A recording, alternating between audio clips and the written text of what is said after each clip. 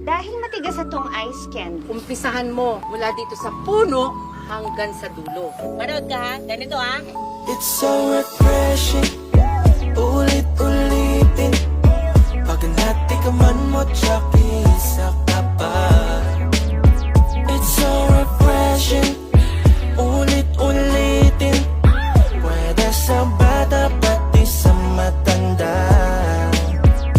Ang sarap na naman ang aking kinain, pero mas mainam kung may panghimagas tayong kakainin. Saan ba pwedeng bumili? Sagot ko na yung pambili. Halika, wag ka na magpahuli, kasi balita ko meron daw dyan sa iskinita. Mahabat, makatas, masarap at mura-mura. Malasa pa ng doble sa evap.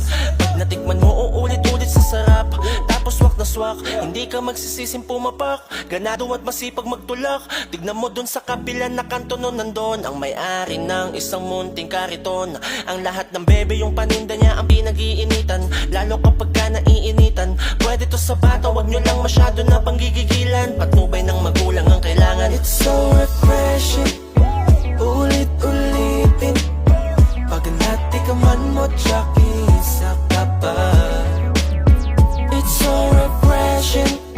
Ulit-ulitin. Pwede sa bata pati sa matanda. Check it. Maraming karibal pero isa to sa pinaka masarap tikman, solid tapos murang-mura pa. Nandito lang ako palagi nakapwesto. Huwag ka mahiyang sabihin ang gusto. May munggo, meron pang kasamang ube halaya. May mangga, avocado, halo-halo pa. Huwag ka mag-alala, lahat to matamis, hindi maasim. Yung isang babae nga gusto niya nang ubusin. Ano sa palagay mo, napakainit pa naman ngayon na parang katawan mo. Iilan na lang to, kaya kung ako sa'yo unang tikim mo palang matik mapapagtanto. Ang lamig, kaya talagang isasaid. Tipong pakiramdam mo, ikay nasa himpapawid. Magtawag ka na ng mga kapatid. Marami pa akong reserba, lahat makakatikim at walang It's so makakapatid. refreshing.